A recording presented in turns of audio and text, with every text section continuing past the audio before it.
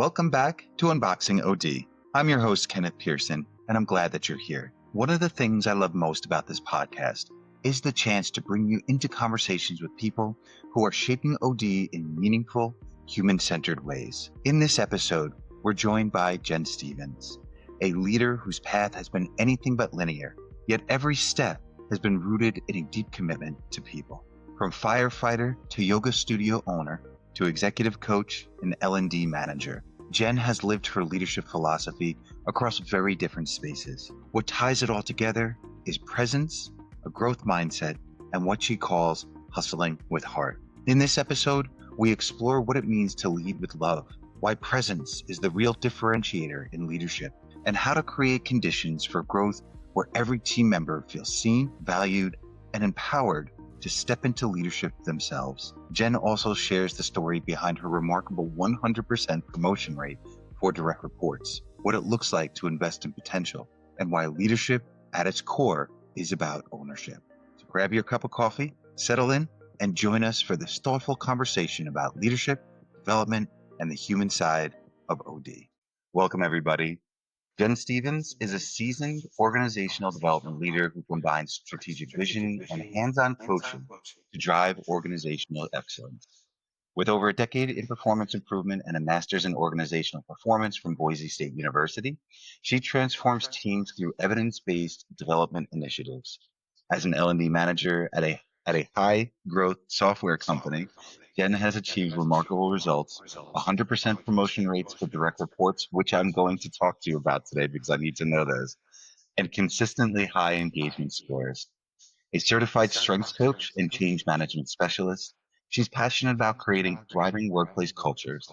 As a mother of three, she brings authentic leadership experience, spanning entrepreneurship to executive coaching, with a focus on helping people and organizations reach their full potential. Jenn, welcome. It is a pleasure to meet you. Finally, we have this is our first conversation. This is our first time meeting one another. So I'm really excited to meet you here today. So welcome. Thank you. Thank you. It's been, it feels like a long time coming, but we've only kind of interacted recently. So it's kind of exciting to get to see you and meet you and join you for this conversation. Thanks for the invitation. Yeah, I appreciate it. I appreciate it. So let's get right into it. So Jenn, your path into OD is anything but conventional, and I'm curious about this too. So, firefighter, yoga studio owner, mom of three, executive coach. Very different, by the way, all the way across there. Very different. So when you look back, what do you think gave you permission to not follow the linear route? And I love that question. I think, life is really dynamic, and I think I'm just too curious and too impatient, honestly, just to stick to one thing. Like, I really get interested in something else and I want to go chase that down. And then, before I know it, I'm like, okay, I've got that figured out. Let me go do something else. And every time I get into something new, I just love learning and I can get really absorbed and excited about whatever it is I'm learning. Now, as I've gotten older and gotten further into my career, it's like I didn't realize that there was an invisible thread that was stitching it all together, and that was really the focus on people. And so I think nobody needs permission to love people and care about people, because everywhere you go, that's where we find each other. So I feel like the diverse background was just lucky. Like, I was lucky that I got to go do a bunch of different things, and that I trusted myself to switch gears and look around for what else was interesting and captured my attention. And I have a pretty decent risk tolerance, so I think that also helped me because I didn't worry too much about whether I was making the right steps or moves. I trusted that I would make the most out of it no matter what it was. Yeah, and that's amazing. So right in there, I mean, we have like a couple of things to unpack. First is the curiosity mindset, like the kind of the growth mindset, curiosity mindset. Like I know how, I learned how to do this, and now I'm interested in doing something else. And I appreciate that because I mean, in organizational development, based on your work and everything, how important that curiosity mindset has to be, or that growth mindset has to be. I mean, things are changing all the time. Yeah. The way we approach, just for example, the way we approach training changes. Yeah. The different methodologies and all of that, it does change. um Yeah. so having that growth mindset, but for you, like spanning that across your career, and I was just really interested in it just because I had a conversation with somebody, on one of the previous podcast episodes, and we were talking like my path is not linear either. So my Yeah. path has just been all over the place, but I appreciate all of it because it's all kind of led to this culmination of where my experience is now, and Yeah. who I am now, and where I can provide value now. So, Yeah. I mean, from working in small retail pharmacy, for many years, to working in the finance industry as a stockbroker for corporate America, and then moving to like a fulfillment center at Amazon, and then moving to so I mean, like these things have just led to this growth opportunity, and I really do, I really do appreciate that in there. The other part in there, and I really appreciate you saying this too, is you talk about love, and you talk about and that's one thing that is so taboo still in the workplace. It's we don't want to talk about, oh, I love my team, and or we'll say like, Mhm. oh, I love my team, but we'll do like in passing. And it's Yeah. important for us to make sure that it's okay to love your team. It's okay to Yeah. love your work. Yeah. It doesn't mean you're in love with them, Right. Yeah. no, Yeah. but we want to give that feeling, and that love, and that same human respect that we want. We're Mhm. going to want that too. I think that's where it kind of gets misunderstood a little bit. Is that our when we talk about love, it really is this human respect for each other, and just appreciating each other's opinions and everything. So you know um I remember there being an interview I was in, and one of the questions they asked was like, what was one of my top strengths or something about what do I bring to a team? And I said, well, you'll either like this answer or you won't. But honestly, what I do is I bring love. Like I love my people. I love my work. I love the impact that we have. And so I think there is a big difference between maybe the uncomfortable feeling somebody might get about it being romantic love and that that's inappropriate for work. And then when you think of it more as like familial love and friendship love and like the fulfillment you get from working hard and enjoying the things that you create and produce in the world, that's all love too. Like honestly, I think if you look at it from a really wide lens, everything we do is almost always anchored in love some way or another. So to me, I'm definitely not afraid of saying how much I love anything. And that's an important part of my leadership too, is that I come from a place of love and I want to be able to leave that impression when somebody leaves my team and thinks back on the time that they worked with me. I hope that they leave feeling like, that person really cared about me. They really loved me as a human being and they saw my potential and invested in it. And to me, I think you can do that. You can go a lot further with love than you can with, power and control or fear. Yeah, and I agree with that 100%, and it's funny, it took me a long time to really bring that love aspect into the workplace for myself. Yeah.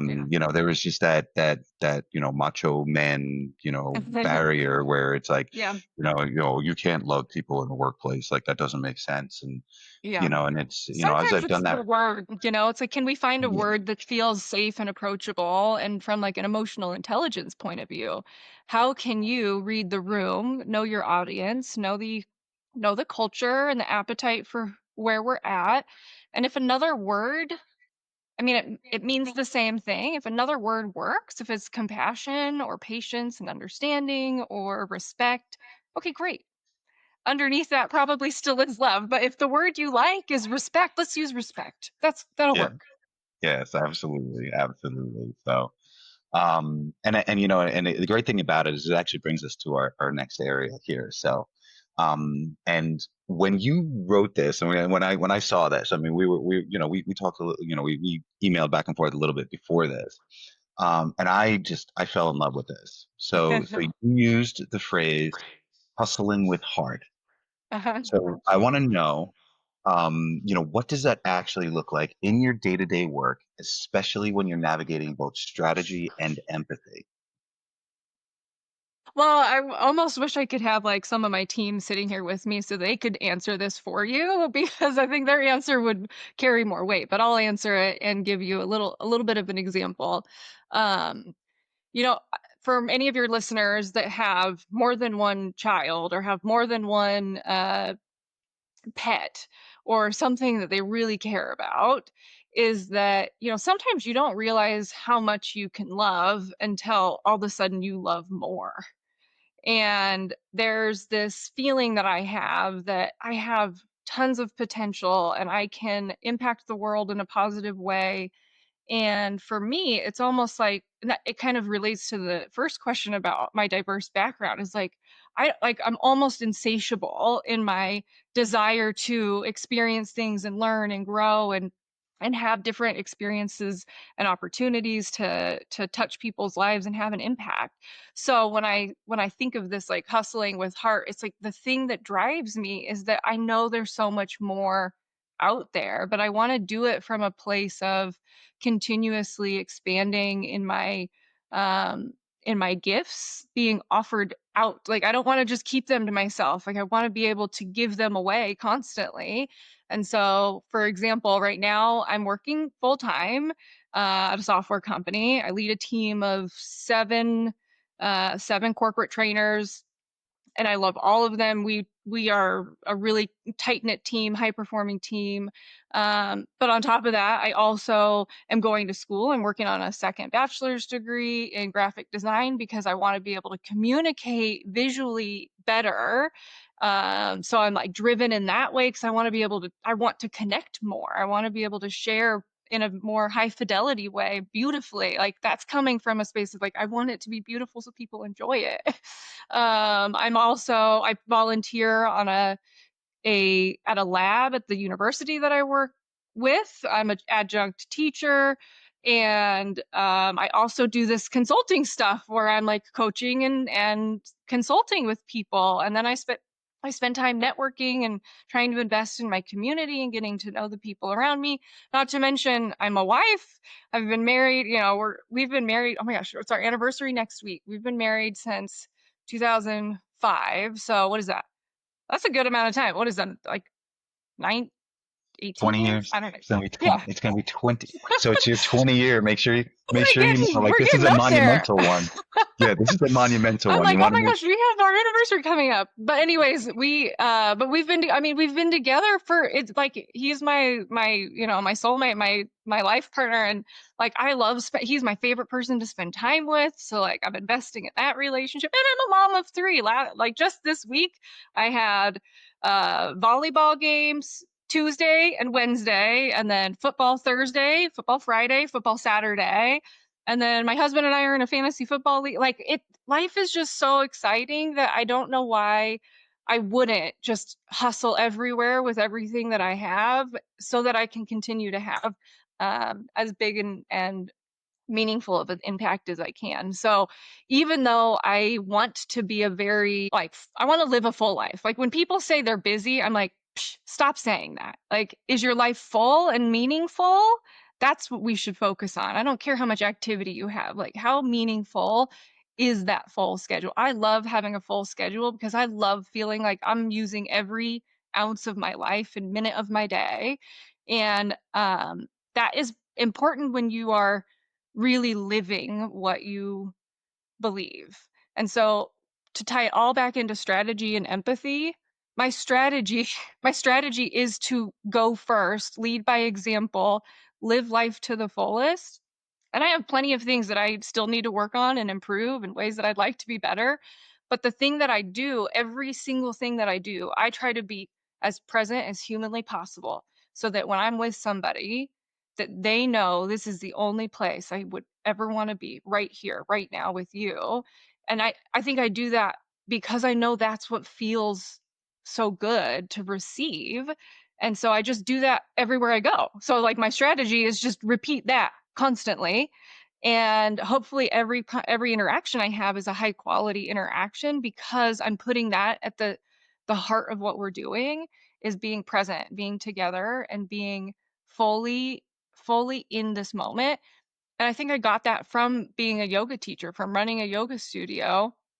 The quality that know I'm after is a really I really know that feeling, and that's why I named my company Presence, because that presence is like the highest quality value I can possibly offer anybody, and that's my responsibility to bring, and so that's my strategy. My strategy is to be as present as possible, do that consistently, and the empathy that I experience is because I'm really with you. I'm not somewhere else, even though I have tons going on. Like, I'm here now, and that actually allows me to be in a lot of places is because I'm not also in 100 other places. I'm here right now, and I'll switch later when I go do the next thing, but right now, I'm present. Yeah, that's wonderful. And so there's a couple things in there. One, for all of you out there that say you don't have time, okay, please contact Jen for time Yeah. management lessons and skills and everything. But so that's all kidding aside though. But the one thing I heard too. I mean, there's so much in there. I mean, you're doing so much, and I'm the same way. Like again, I only half kid about time management skills. Yeah. Um, but the one thing, I'm pretty sure you're aware that I have a side company called Live a Yeah. Haiku Life, and that the presence in there, when you're talking about this empathy and the strategy to be present in the moment, Mhm. it's the great part about it when you can learn this, and this is for the listeners, when you can learn this and when you can do this, and one of the principles for Live a Haiku Life is engage in present and having the tools and everything to do so. And I know that's part of yoga, and that's part of a lot of holistic medicines or holistic Yeah. practices out there. But when you engage in the present, you have a higher level of empathy, emotional intelligence. Mhm. You are a better active listener. You build better relationships with people, Mhm. and in OD, relationships are everything in OD. And when you're Yeah. able to give that time to people, to let's just say stakeholders, we'll just call them stakeholders, just for the sake of just putting a terminology to it. Yeah. People, people are stakeholders are Yeah. people, but when you're engaging with people, engaging with those stakeholders, you get to really get to root cause. You really get to, really understand what they are looking for their organizations, for their teams, for everything along those lines. So, it's really, really great to hear it, and great to hear how you in your daily life have integrated the what you learned and what you know from your yoga business, your yoga practice, yoga Yeah. business, Yeah. into your everyday, and how you're, I mean, when you were telling us, what you do, like there, I'm like, I don't know how you do that, but good for you. I don't know. I don't know. I mean, Yeah. I would cut it off somewhere in there, and but I mean that's wonderful, I mean, and there's a way to do it, and the two parts of that is one, yes, time management, but two is that being fully present, Yeah. Yeah. and I love that. I do love that. Yeah. So I really do think that that's the differentiator, to be totally honest. Like if you're looking for the cheat code, like that's the cheat code, honestly, is that when you are when you're multitasking and your mind is always somewhere in the past or the present, the past or the future, and you're constantly jumping from one thing to the next, and you're not present, you're not in your experience or your body, one, the people around you are going to sense that, hear that, feel that, like that you're not, like you're here but you're not here.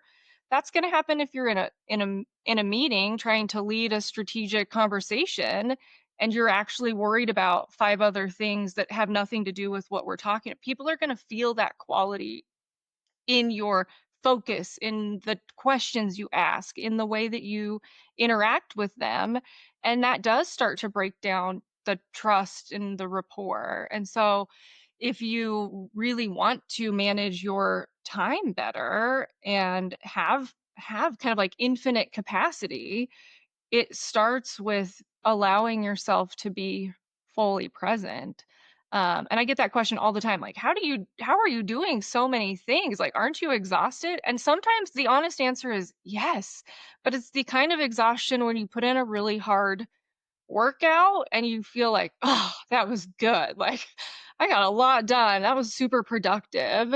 And then when I start to feel like I'm not recovering the way that I want to, like I don't feel replenished, then I recognize like, "Hey, that's a little too much on my plate," and I take a break or I say no and take stuff off my schedule because if I wasn't present, I wouldn't know that it's starting to wear me down. I wouldn't know that I'm not rejuvenated after taking the weekend off. So being present gives me the barometer to say, yeah, I can handle this. I'm at my capacity. It's great. I love it. There's my edge. And holy cow, this is like starting to add up. I need to give myself a little bit of a break. And I do that. Like, and I think that's what allows me to be able to navigate is my commitment to being present and aware. So yeah, I think you totally nailed it. That is like the one of the best pieces of advice we could give anyone. So I hope your listeners are jotting that down. Like, okay, if I could just focus on one thing, it's being present. Let's talk about a gut punch moment early in your career. Okay. So when your coach told you, quote, leave from the seat you're in, close quote. So what made that Mhm. so hard to hear and eventually so powerful to live out? Yeah. Man, I will forever be grateful, but I was not in the moment. I'll tell you that. In the moment, I was frustrated and angry that, I saw the world one particular way. And it was like, I can't do this. I don't have the resources. I don't have the title. I don't have the influence. I don't have the power. Like there were so many things that I was looking at that were like just from this scarcity mindset. And I wasn't even in the mood or wanting to be confronted, even though I was in this coaching relationship for the purpose of like, let's make sure I'm growing. So, anyways, we're all full of hypocrisy, which is great to see those, when when you're confronted with it. But what I will say is that this stuck with me as like a seed that just grew and grew and grew over time. And so in the moment, I felt like, no, you're just wrong. I can't lead. They won't let me. And I just felt so defeated and like my coach telling me lead from the seat you're in. I was like, you're not here. You don't know.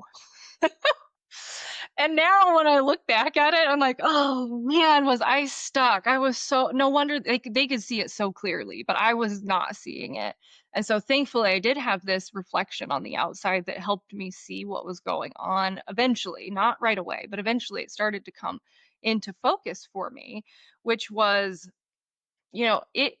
it was some sort of invisible rule I was trying to follow that was like, "Well, I don't have the title, so I'm not allowed." And once I was even offered the tiniest bit of contradiction, it like wedged a little tiny bit of space in there for me to understand that I can question things, that I can look at them and it just gave me this tiny opening. And I don't know if you've ever seen like those little pictures of a seed like growing in the sidewalk, like a plant growing in the sidewalk or whatever. Like it doesn't take that much. It's just enough. And one of the ways that we do develop is by having to wrestle with paradox. I was confronted with an idea that didn't fit, but yet they were somebody I trusted. I knew that they had my best interest at heart.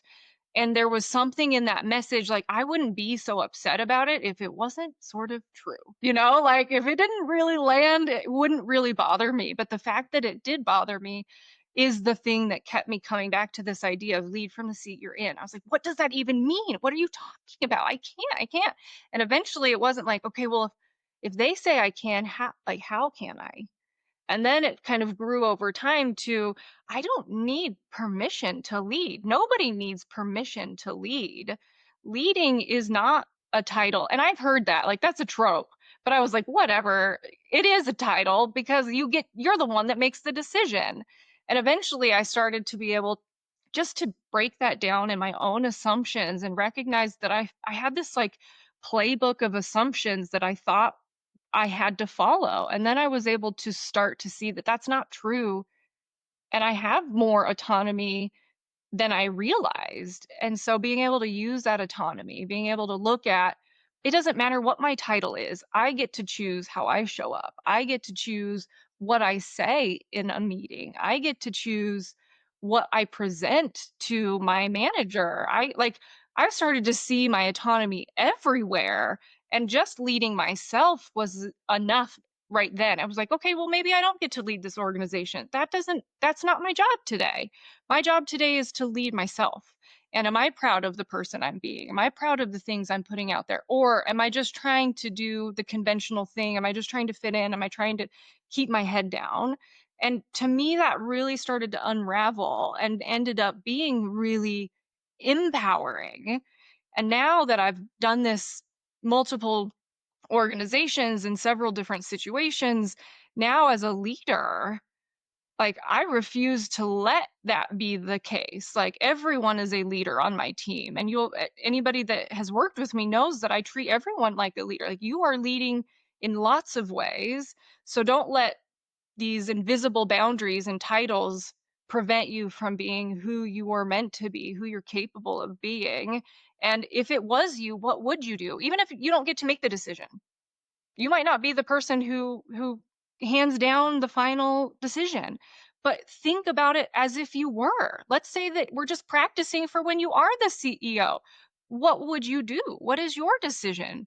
And it can be in this, hypothetical or fantasy realm, but it's still great practice for really owning your own space and owning the thought behind, if I was the leader, if this was me, if I was running this organization, how would I run it? Which is very different than just passively consuming everything else in the world and being on some conveyor belt that somebody else has the start and stop button for. It's like, no, this is I can step off. I can do what I want. I can go join a completely different organization if I want because it's my life. These are my choices. So I think that really shifted because it it stopped being about the title. It stopped being about the permission. It just became, who are you and what do you believe in and what do you want to go do? What impact do you want to have? And that shifted everything for me. And I just didn't realize how powerful any one, not just me, but any one individual was. Like, we all subscribe to the social norms, and which is a good function. Like, don't get me wrong, but do you even realize sometimes that you're doing that? And I didn't realize that I was doing that. So once I became more aware of that, then I had a choice. And once you have a choice, you have power. Yeah, that's amazing. And I the when you are talking about that leading from the seat that you're in, it's so important for people to know and to realize that, again, exactly what you're saying, anybody can be a leader. And I know when I was working for my previous role, we actually taught leadership to all employees.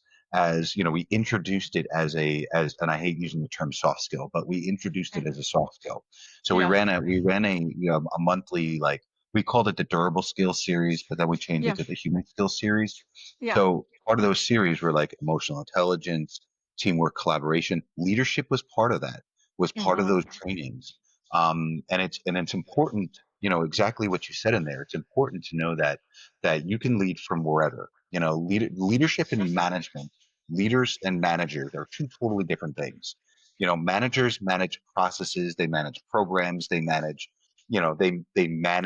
people, and Yeah. then leaders are involved in the process, involved in the people, and Mhm. anybody can be a leader at any given time. What else I heard in there and this is a big kudos to you, is, in your role now, it sounds like that you're able to pull back and allow your team to be leaders in the moments they need to be. So those that are in those types of positions that are, let's say, managing, a department, managing a program, being able to pull back and let your team lead at certain moments so Yeah. that, that you're not always going to be the leader. You're sometimes going to be a follower on your team, even though you have the management position.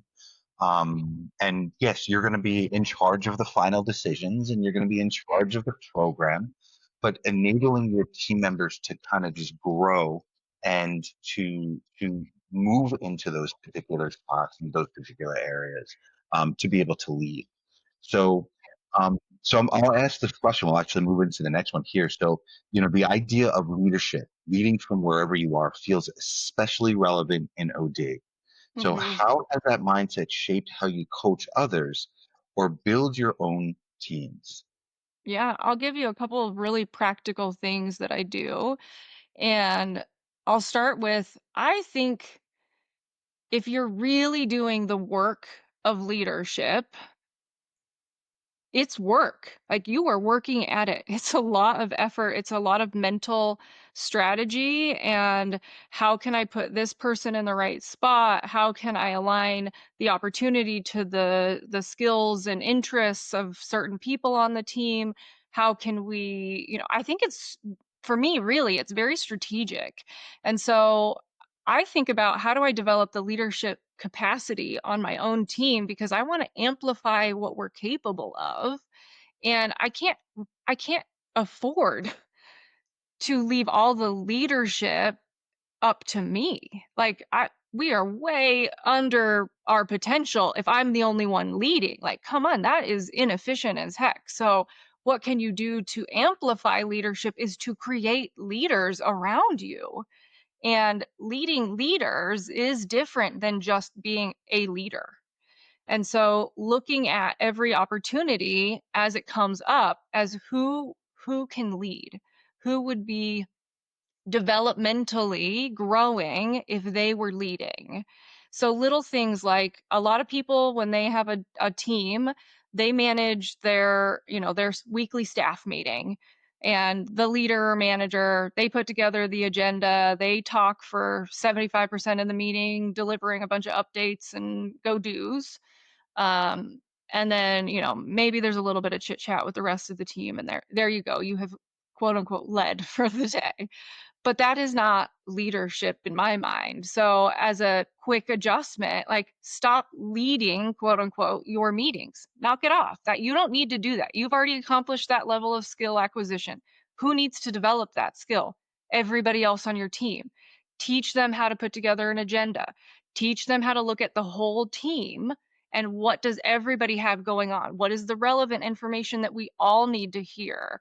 What does it look like to take space in front of a group of people who are your peers and your manager or leader, or who else should be involved? Help them think about what leadership should look like and help them have a space to go practice being in that position.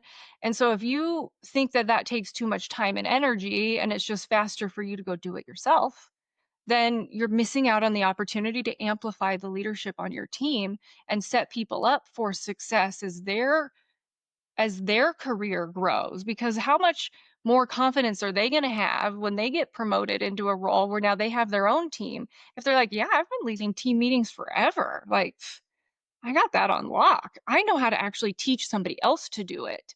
Like, the ripple effect of what you can create by teaching and modeling these true leadership behaviors instead of kind of these faux by title behaviors. That is, I think, how you really coach your team, is anywhere that you can delegate, but coach, mentor, model, develop people to be leaders. You stop doing the work yourself. You work through other people and give them the spotlight, give them the stage so that they have the opportunity to practice being the leader without all of the pressure of the results, because I still own the results. It is my responsibility because that is my role. That is why I'm getting paid a different wage, is because I'm responsible for the results. So give them that safety of doing before it costs them anything.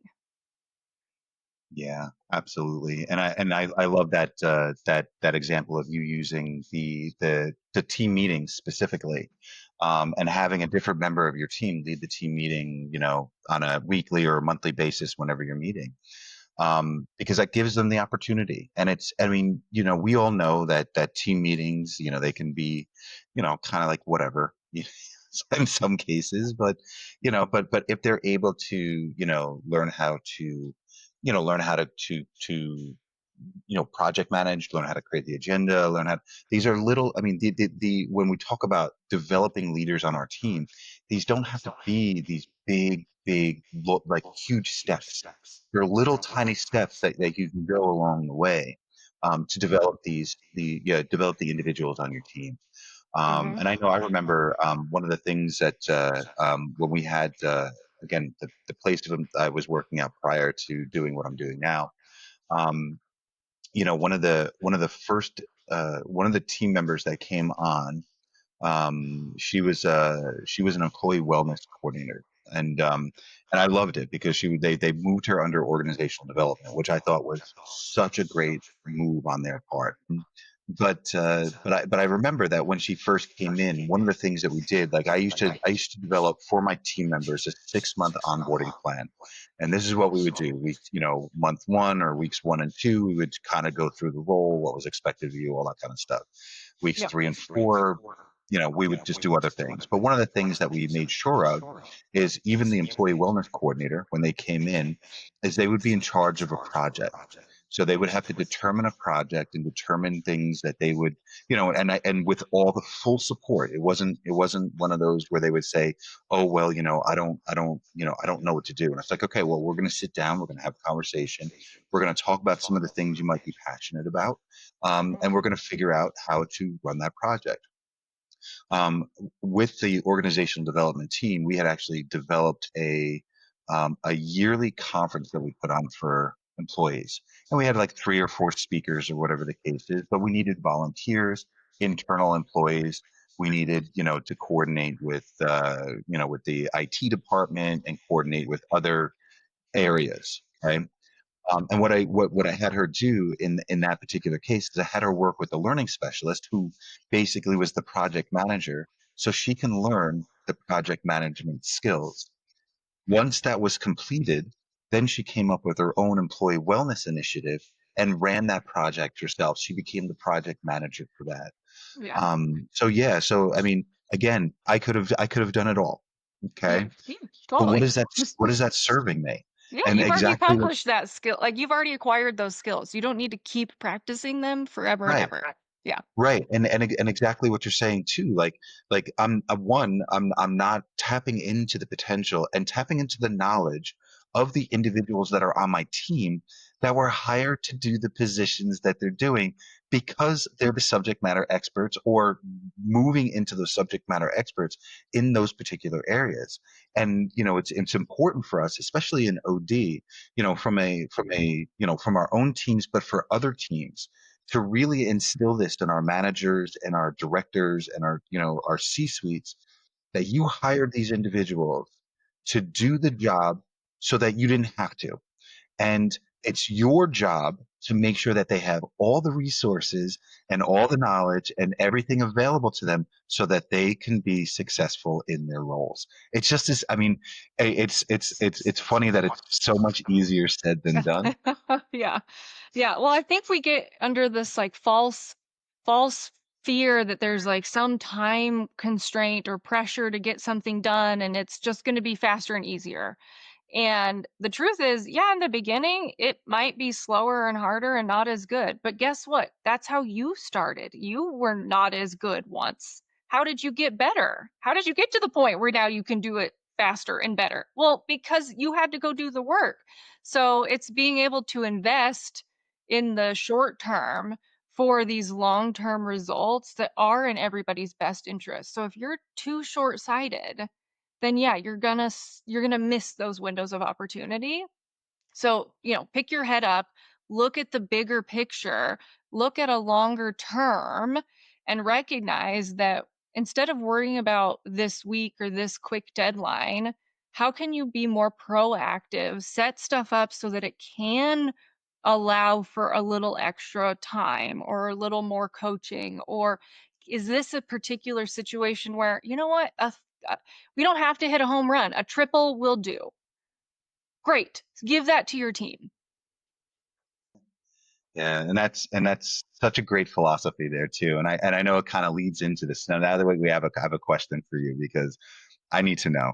So you have this incredible stat, 100% promotion rate for your direct reports. That's pretty impressive, by the way. So what does real development look like behind the scenes of that number? And what are the systems or practices that make it stay? Yeah. Yeah, this one is, I mean, I really am proud of being able to I mean, I also have 100% retention. I don't have a single person that's left my company since I've been the leader. Every single person has, even if they promoted into another role, they stayed at this company. They didn't export their talent somewhere else. They stayed here with me. That, So even though they might not report to me anymore, like that's awesome. Like having that kind of retention, having satisfaction, having promotions, continuing to invest in people's development. I'm obviously just really passionate about that to begin with. But what does it really look like? Well, one, I think it does look like I just care. Literally, I care about that. I care about that. So I spend time and prioritize around that. Um, Secondly, I think I'm just personally, I practice a lot of development. Like I practice my own personal and professional development. So I have authenticity to my discussions that are not me saying one thing and doing another. I'm vigilant about integrity, meaning what I say and what I do should be in sync. Those two things should be have high fidelity. And so if I am coming from a place where I have integrity, where I care about it, where I'm investing in you in the way that I would invest in myself, that's a great foundation. If you don't have those things, you're probably not going to have the same kind of results that I'm having because you're not setting the foundation strong enough. So let's assume those things are all true. Okay, what next? Then it's really about those one-to-one conversations. I have a weekly one-on-one, and it is my top priority every single week. I will miss a department meeting. I will miss a meeting with my boss. I will miss a meeting with my leadership team over missing a meeting with my direct reports because the people who report to me are my business. They are my most important stakeholder. They are the people I care the most about. And you don't have to agree with that, but that's how I operate. And so I will never cancel a one-on-one. I will always reschedule. Even if I have a conflict, I will always reschedule. And if I can't make a meeting because I'm on PTO or I'm traveling, I set it up so they have a one-on-one with their peers. Like, okay, let's have somebody with a little more seniority or tenure or somebody who's working on their development as a leader be your one-on-one so that everybody every single week is always supported in where are you? How are things going? What are you working on? Do you need help with anything? Any roadblocks? Like that is 100% all the time. Like that is not something I'm willing to fail at.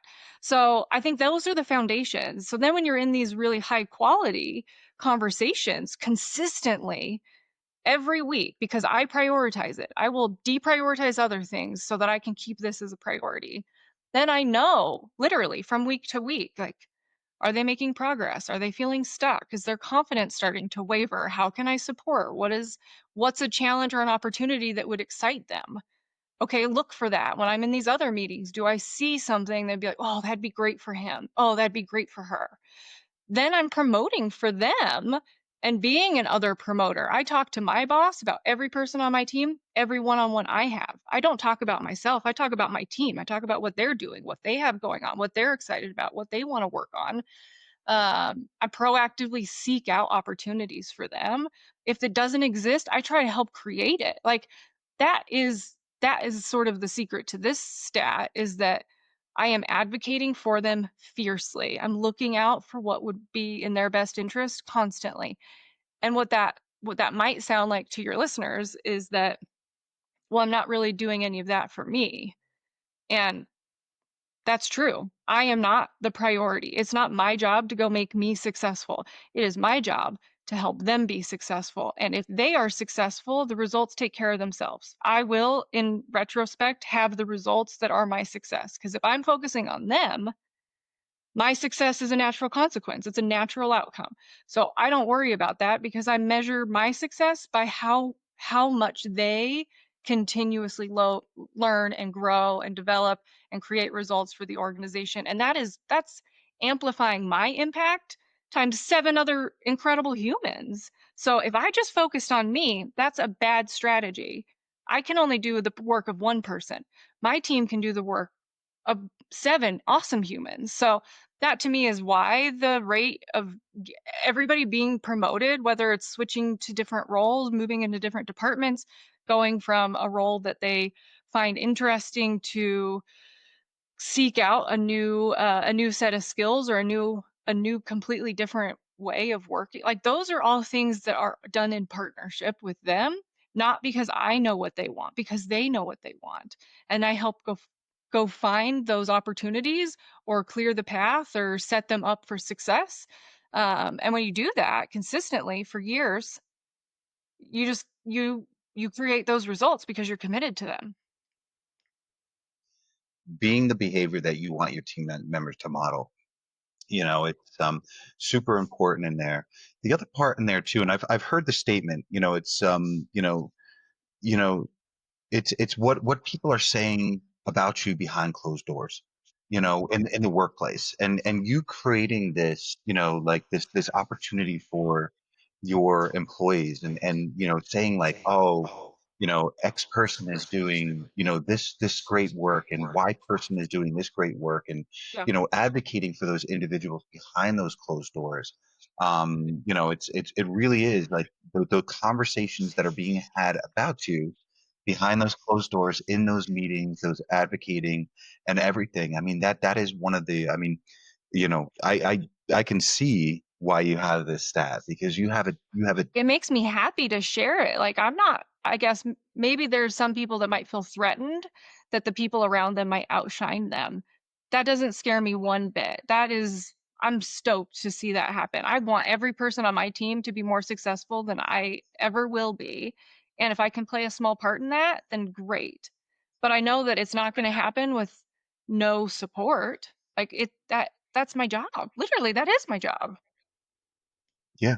And it's genuine too. Y- At least it comes across genuine to me. So Yeah, yeah. and we're having our first conversation right now. So, I mean, and that's it. I mean, it's, as a leader, your job is to lead and develop other leaders. And I believe it's a Simon Sinek quote, or you maybe it was quoted from somewhere else. But that's what it is. Like as a leader, it's your responsibility to develop other leaders. Because it's not about for him. I know it's they talked about his, the Simon Sinek movement, like that kind of stuff, and he says it's not about me, it's about the movement, and like my job is to train other people to, or to develop other leaders, so that when I'm gone, whether I retire or whatever the case is, that this movement continues forward. And that's really, really, really, important in there. And you have it down. I mean, the philosophy and everything there. So that's awesome.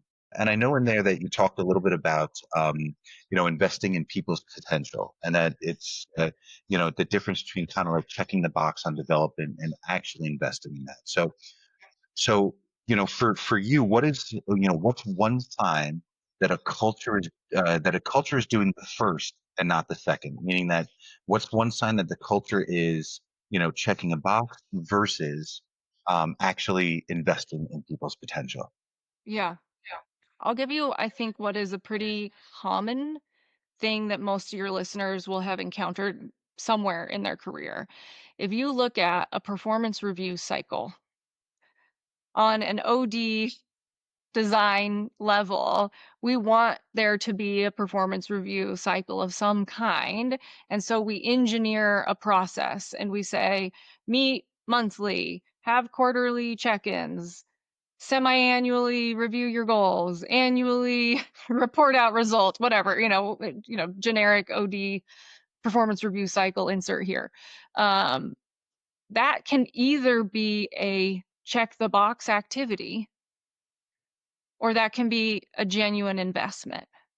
It depends on if you're going through the motions or if you're leading.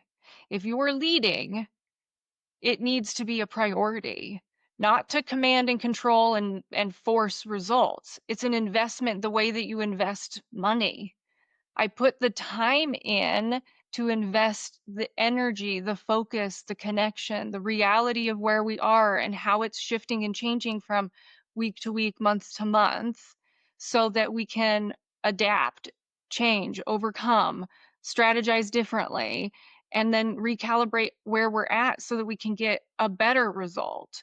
And when you invest that intention, energy, focus, commitment, that is a very different performance review cycle when it's not about, okay, yep, we met X number of times, we filled out the documents, we submitted the thing on the in the tool at the place for the people. Like, okay, yeah, you can do those things, but how you do them, that is the difference between checking the box and investing.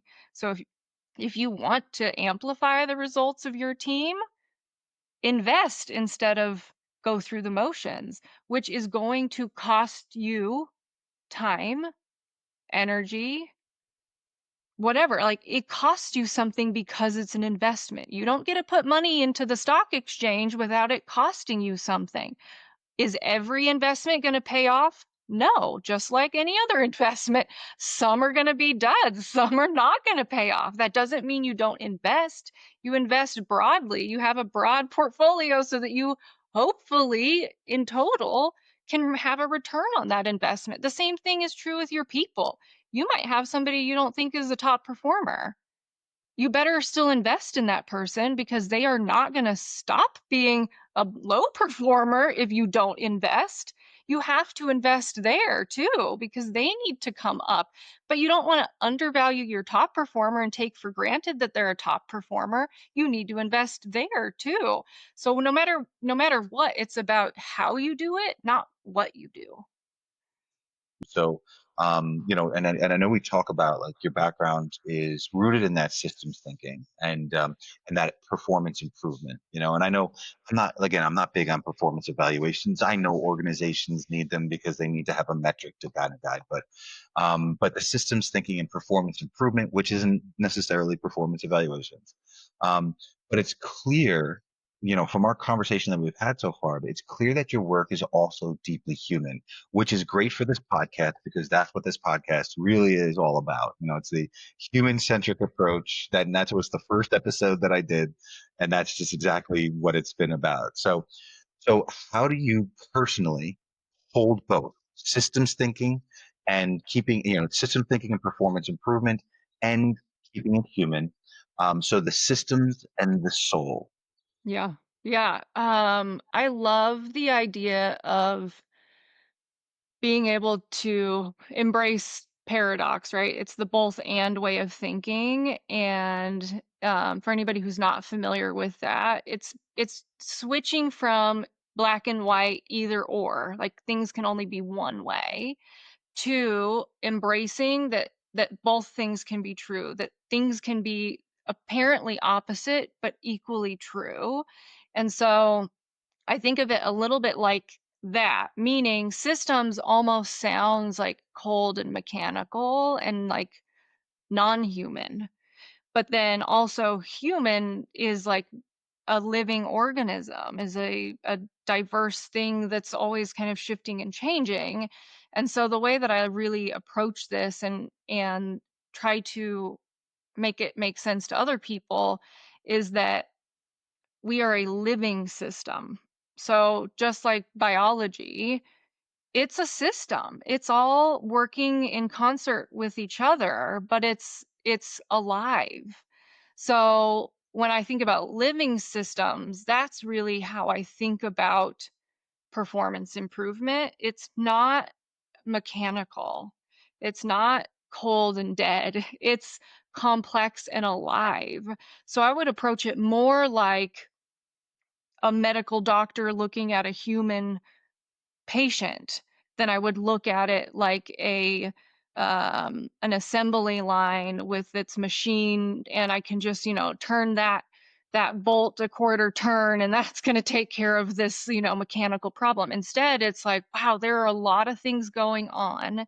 It's extremely complex and dynamic, and it may not be an obvious answer. It may not be a simple fix. It's probably not, because it's a human problem. It's a human person. It's a human system. And so that's what I really love about my education and background, is from learning about performance. It was a human performance engineering degree. It wasn't a mechanical engineering degree. It was a human systems approach to a human performance improvement plan. Like, how do we do this for people in a people system? So I know that may sound sort of, I don't know, just abstract in a lot of ways, but to be really tactical, it's like, I'm going to look at this individual, one person on my team. He has these strengths, he has these challenges, he has these interests and motivations. How do I, taking everything I know about him, project into the future the things that are going to be in line with his strengths, give him the opportunity to work through his challenges and work on growing and developing. And so it's being able to look at a systems approach, meaning like there are many things that are going to be interacting. How would that turn into a result? And then using the person as the center of the motivation for, how does this matter? Why does it matter? What would it do for them? How could it benefit them? And so it's being able to look at these complex dynamics with the person at the heart of your strategy. Okay, what would it take for them to grow? What would it take for them to be successful and thrive? And then consider all of those elements when you're trying to support them or invest in an opportunity or put them up for, sending them to a conference. Like, why would that person be a better fit for that situation compared to somebody else? So those are the types of things that I look at and think through. So to boil it really down, it's like, to improve performance, we have to know and understand the human and the system that they're in, so that they have the best possible chance at being successful. If you ignore all that stuff or you oversimplify it, you're going to miss critical elements that will either support or thwart their effort to be successful. So that's sort of how I think about it, is more in this living systems approach, where it's both, and it's all of it. Yeah. And I know for myself too, when I refer to organizations, I refer to them as ecosystems. Like every single person within the organization is vital to the success of the organization. I don't care what title you have. I don't care, what level of responsibility you have. Like every single person is vital to the success of the organization. And I look at it, even if you go to the supermarket, okay? When you as a customer walk into the supermarket, what's the first thing that you look for? If you're doing a full shopping that day, you're looking for a cart. And if you don't have a cart, then somebody's, the cart person is the person that gets the cart is the most important person. When you're shopping around, and the food is not on the shelves, the stocker is the most important person at that point. And when you're going to the front, when you have customers, the customer service are checking out, it is the most important person at that time. Each person is vital to the success of the organization in there. So yeah, so that's, that's why I appreciate the living system ecosystem, approach to, the understanding the organization as a whole. So we were just talking a little bit about the systems thinking, performance improvement, and the ecosystems of care. So, one of the things that you mentioned in terms of leadership and helping people grow is you mentioned those stretch assignments like Mhm. strengths coaching, emotional intelligence. So, for our listeners, in your experience, what's one practical shift a leader can make right now to start building a more developmental culture? Yeah, I love this question. I think shifting your focus from task accomplishment to development. Like if you were going to make a shift, that's the shift. The shift is to start looking for development instead of just getting things done. Because you can do both. You can be getting things done while developing people. So go for the richer, bigger opportunity and kind of take advantage of the fact that you can do both. So it's about quit missing that opportunity to begin with.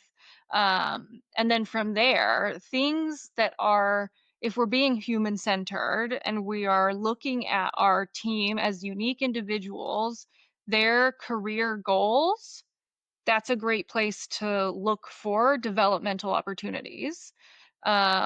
Looking for their interests, like where are they just naturally curious? Where do they ask questions? Where do they, come into your office and like pick your brain? Okay, is there something around that that you could give them more? Could they do a project? Could they join you for a meeting? Could you just set up some one-on-one time to like talk through that thing together? And then, win-win if there's a project they can complete that's developmental, lets them play in a space that they're curious and interested in, and it's maybe beneficial to you and the team because they're growing and accomplishing things. Like go for the win-win, go for the most rich outcome possible. So that's being strategic about where you put people based on what they want, what they're interested in, where they have their own unique motivation, skills, aspirations. So to me, it's a strengths approach because when people use their strengths, that's energizing for them. It puts them in a good light because when somebody's good at something, we get to see that side of them. We get to see their potential kind of on display. Um, it's also, the emotional intelligence side of it too is there something that people want to grow into that maybe is a little bit scary or makes them a little nervous, but you can see that they have this capacity in them. Like they can do it. They're capable. Well, how do you show them through experience instead of tell them that they can do it? Show them by actual experience and accomplishment that yeah, you can do this and work through some of that apprehension or fear or insecurity by giving them the opportunity to practice it by doing a task or a project or being part of a committee or something. So it's being able to see what they want, it's being able to see what they're capable of, and seeing the opportunities that will help shine a light on that, not just for them, but for the people around them too. Like we want other people to see our team shine. And you got to set it up that way. You got to set it up for them to shine and to be able to support them through those steps so that they can get there. So being able to give them an assignment or a project is one way. Putting them on a committee or a team or a task force is another way. Having them lead an initiative, take an idea that they are kind of maybe it's in its infancy and they're like, well, I don't know, I kind of want to do this. Like pour a little energy into that and see where it goes. Those are some of the practical things that I do constantly. Is if somebody shares an idea with me, it kind of improv rules like, yes, and what would that look like? Yes. How would that get started? Yes. How do you do that? Where would you take it? Like just pour energy into it and see where they go with it. And those are really I mean, they're simple. That doesn't always make them easy, but they're not technically challenging. Like that's an easy thing to do, but you got to look for it. You have to choose to do it. specifically because even we talked about the performance evaluations. If you're an organization that has an area for goals for this evaluation period, this is a great way to create an opportunity for some of those employees for those stretch goals and have it formally set out and laid out, so that they can have that just right in front of them. Yeah. What would you want them to know about what leadership can actually look like for them? Yeah. I think leadership in my mind is a simile to ownership. Like, you just have to own it. You have to own your results, you have to own your stories, you have to own where you're at, and I think it's the conscious leadership group that I got this from, but something to the effect of, like, your current results are what you're committed to. So if you don't like your current results, then lead yourself to new results and commit to that thing that you need to commit to. And everybody knows what it is. Everybody knows the thing that they should be doing that they're not doing. Everybody knows what I want to weigh a certain weight, but I don't. Okay, well, you're committed to weighing the weight that you weigh. So you're committed to what you're currently doing. So leadership is the difference between kind of abdicating the results to some outside force and then deciding to take ownership of, I'm going to create whatever it is I need and want in the world. So leadership is not about a title at all. Leadership is about ownership. It's about owning what you want to create in the world and then taking action and committing to doing that consistently so that the results follow. Yeah, absolutely. Accountability. That's a big part of leadership, and that's a big part of just in the workplace too. As a leader, I mean, that's one of the if you want to start somewhere that is going to differentiate you from being a manager, if you want to differentiate yourself from current leaders within organizations, not all of them, become accountable. If you're accountable, if you are taking ownership for your results, exactly what you're saying, like you're the owner of your results. If you want to become a leader, but you're not a leader, you're the owner of those results in terms of, what you can do to, get those skills, maybe apply for some leadership positions, maybe, Yeah. whatever the case might be. Yeah. Like you And are, you are owning. show leadership results Right. without a title. That's 100% proof of concept. You are leading regardless of your title. So it might be leading an initiative. It might be leading a volunteer committee. It might be doing something outside of work that you can take the lead. Um, and even that statement, take the lead. It's not given to you. You take it. You go do it. You happen to the world, not the other way around. So it's the Mhm. ownership of really being, I don't know, unapologetic about, this is me choosing to go forward. This is me creating the result. I'm not waiting for it to just show up, and I'm not going to just wish or hope for it. I'm going to go do it. So regardless of your title, what do you care about? What do you want to see more of? And that's where that beautiful quote of, be the change you want to see in the world, that's what it means. That is a leadership quote. That is a go do it, and the world must respond to you. It doesn't have a choice. It has to respond. So go be that change. Exist the way you want the world to exist, Mhm. and it will Mhm. follow. Absolutely. It's just taking that initiative. It's stepping out of the scary. And I'll tell you, like this podcast, I was terrified of Yeah. not of our podcast show, but like of Yeah. Yeah. creating this podcast. Right? I was terrified of putting my face out there on the internet, on LinkedIn and doing that. And then I just sat there, I was like, I don't have a choice. Like if I want to do this work, if I want to get the message across, like I don't have a Uh-huh. choice. I have to just do it. Yeah. And whatever happens, happens, and that's just going to be the way it's going to be. And that's why, again, I love that message in there. Like Mhm. if you want to be a leader, and I don't necessarily consider myself a leader, but if you want to be a leader or you want to do the things that you want to do, you got to take that first step. Yeah. And you don't, I mean, yes, you can look at the end goal and what you think you want it to look like, but the end goal is not going to happen unless you take that first step.